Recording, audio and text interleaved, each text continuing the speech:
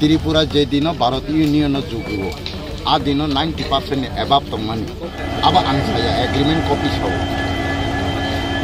किंतु तिनी अ जगायाव फाथरनि बरफ फाइनान फाइना जों 90% एबाब तंगासे माइक्रोब्स माइनरिटी नि दिनै 20% तलाव फाइसबाय जाखाय ताई 20 बोसोर जों जुदि अब हाइकिनो सयलेयै राजनैतिक गेम थलाय दंखाय आगामी 20 बोसोरनि परे जोंनि रिसिउ बजारे सलिनाय आ दिन नोंगे एसटी कुटाव बासाने एमएलए एसटी कुटाव साख्रिनानै शिक्षित नों बजागे साख्रिनानै नों बजागे एमएलए बासानाय नन साबो एमएलए बद्रु इलेक्टेड खायनाय 10% नि तलाव रिसिउ सगैका हंकाय रिजर्वेशन बेलु पाइ थांगो अब आं चित्त देबरमानि कगिया अब इंडियन कन्स्टिट्यूशन नि क जों जे दिन अ जागाव 10% नि तलाव चिनि रिसिउ सगैनाय आ दिन अ जगाव नों एसडी सीट कायसे पन सितंला खंकाय नों आ दिन बजागा बासानाय साबननो बद्रु इलेक्टेड खायनाय आबानि सुंमु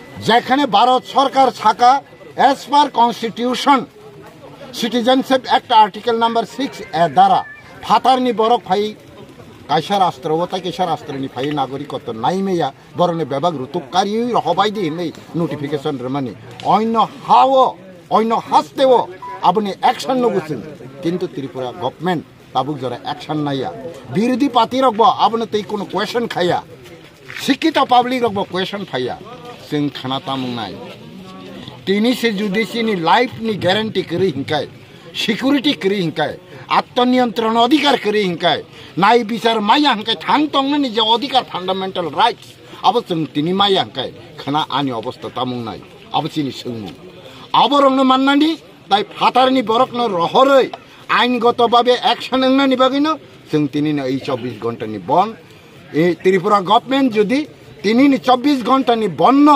खुंजु कानिया हंकाय इम्पोर्टेंट रिया हंकाय आगामी दिन 24 दुगने 48 घंटा अब थांमानो अनिर्दिष्ट कालनि ग्रोथ स्ट्राइक थांगैमानो अब समय থেকে সাজাকনাय नरक मिडियानि सामुं थाइदंगो नरक अबश्य चिंमै गोरोंनाय परिस्थिति जखन फायानो आदिनो जों साखलायनाय बजागा सगैनाय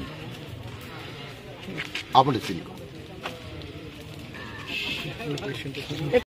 আজকে মূলত আমরা 8টা ডিমান্ড নিয়ে আজকের এই রাস্তার অবরোধ তো এক নম্বরে আছে বিশেষ করে এটা শুধু ত্রিপুরার সমস্যা নয় এটা সারা ভারতবর্ষের সমস্যা যেটা গত 19 তারিখ মে 2025 ভারত সরকার দ্বারা যে নোটিশ জারি করার যে বিষয়টা বেআইনি অনুপ্রবেশকারীদের চিহ্নিত করে পুশব্যাক করার জন্য যে নোটিশ জারি করা হয়েছিল মূলত সেই বিষয়টাই এক নম্বরে আছে এটাই বেশি ইম্পর্টেন্ট এর সাথে আরো 7টা জড়িত আছে বিভিন্ন ডিস্ট্রিক্ট ওয়াইজ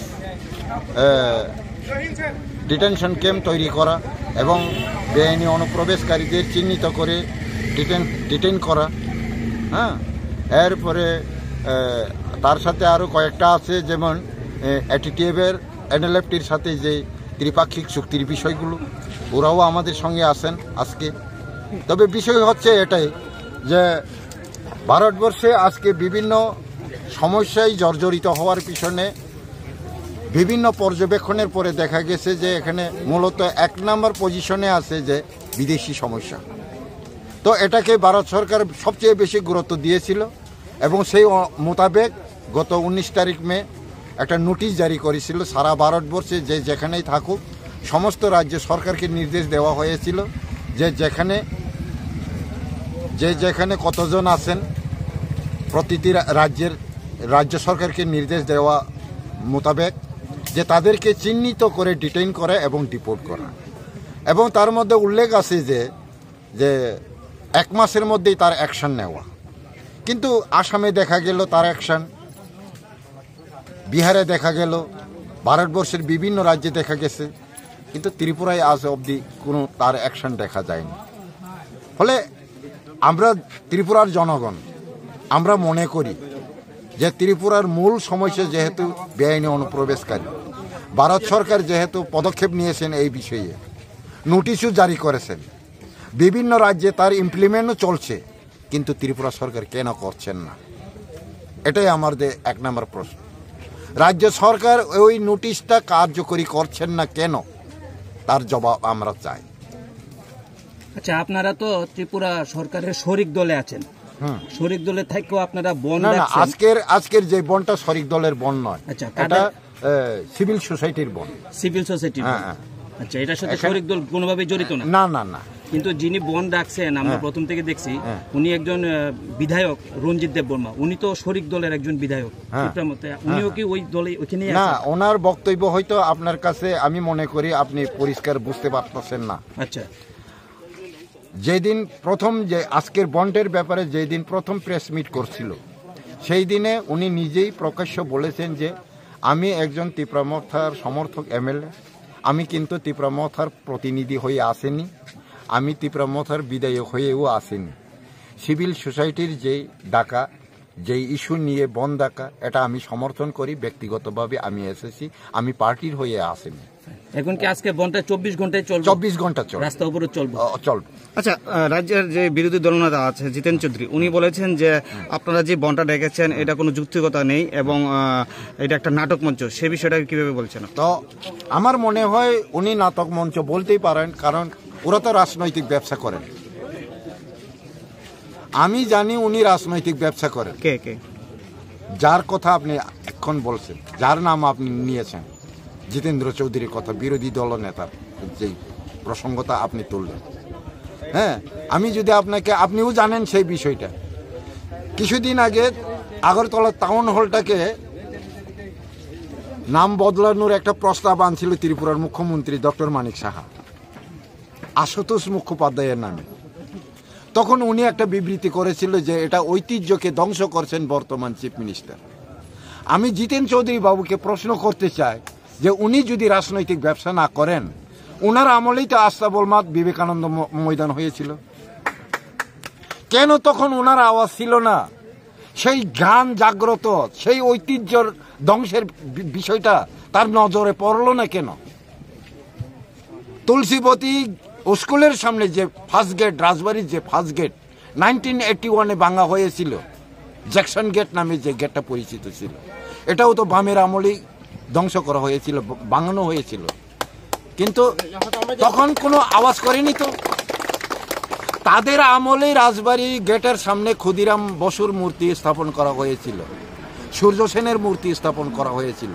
আমার মতে ত্রিপুরার রাজবাড়ি এটা ত্রিপুরার ঐতিহ্য, এটা একটা প্রটেক্টেড এরিয়া, এটা ত্রিপুরা কোনো এককালে রাজতন্ত্র ছিল তার প্রতীক চিহ্ন, এটা ট্যুরিজম হিসেবে বর্তমানে চিহ্নিত করা। কেন তার সামনে ক্ষুদিরাম বসুর মূর্তি হবে? কেন তার সামনে সূর্য সেনের মূর্তি হবে? আমি অস্বীকার করব না যে সূর্য সেন, ক্ষুদিরাম বসু ভারতের স্বাধীনতার সংগ্রামী নয়, ওরা যথেষ্ট সংগ্রাম করেছে, কিন্তু তার অর্থ এই নয় যে তার মূর্তি আমার দরজার সামনে স্থাপন করতে হবে, এমন তো কোনো আইন নেই।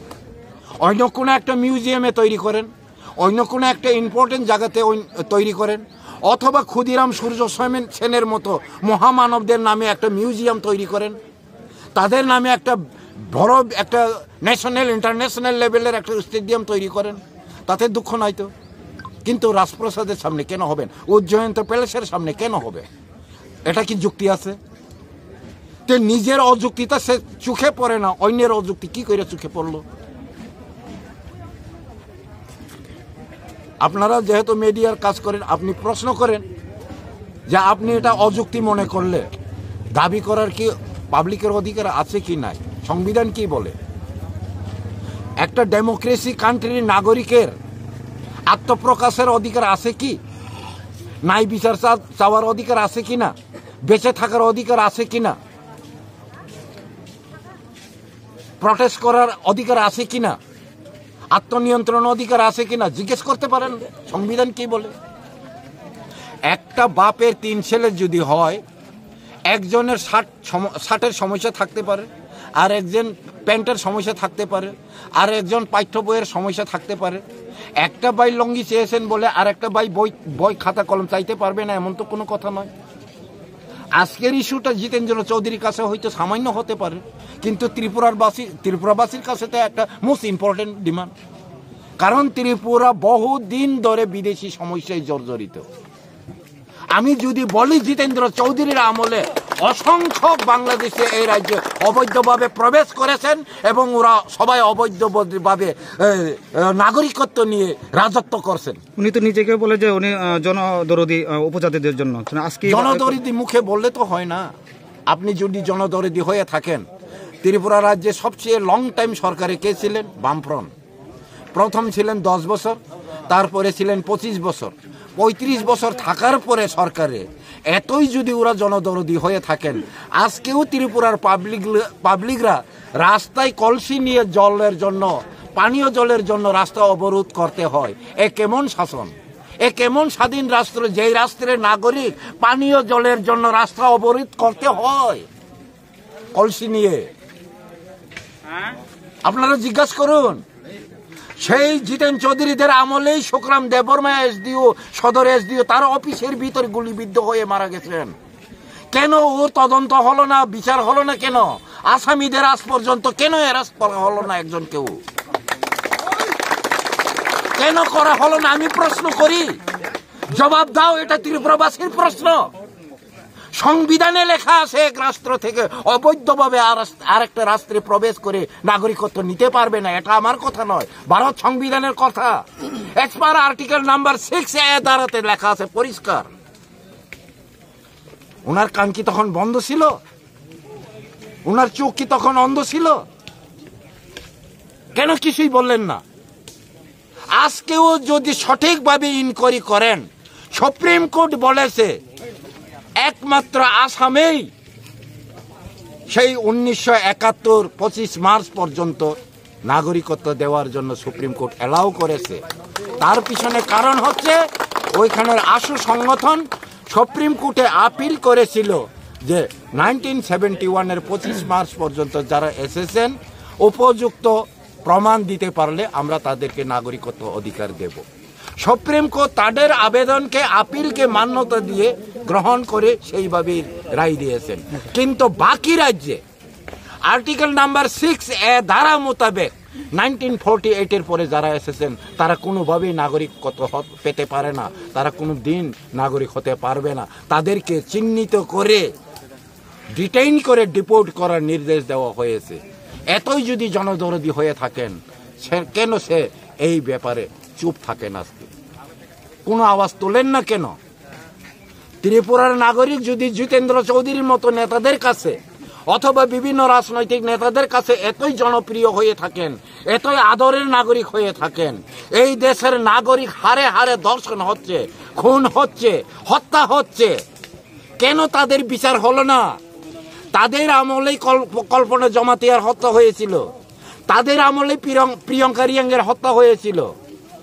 তখন স্টেটমেন্ট দিয়েছিলেন তখনকার চিফ মিনিস্টার, বলেছিলেন যে প্রিয়ঙ্কা রিয়াং গাড়ি অ্যাক্সিডেন্টেই মারা গেছেন। আমি মনে করি কোনো অ্যাক্সিডেন্টের ইনভেস্টিগেশন পুলিশ ডিপার্টমেন্ট করে, চিফ মিনিস্টার তো করেন না। কেন চিফ মিনিস্টার স্টেটমেন্ট দিলেন? কোন যুক্তিতে? আমি প্রশ্ন করব তৎকালীন সেই মুখ্যমন্ত্রীকে, প্রিয়ঙ্কা রিয়াং যদি গাড়ি অ্যাক্সিডেন্টেই মারা গিয়ে থাকেন, কত নাম্বার গাড়ি ছিল? গাড়ির নাম্বার তো বললেন না। কি গাড়ি ছিল তাও তো বললেন না। ওই গাড়িতে আরো কতজন প্যাসেঞ্জার ছিল তাও তো দিল না, কোনো স্টেটমেন্টে বললো না। কতজন আরো আহত হয়েছেন অথবা নিহত হয়েছেন তাও বললো না। আর বাকি আহত নিহতরা কোন হসপিটালে চিকিৎসাধীনে রয়েছেন, ড্রাইভার বাবু কে ছিলেন, কিছুই তো বললেন না।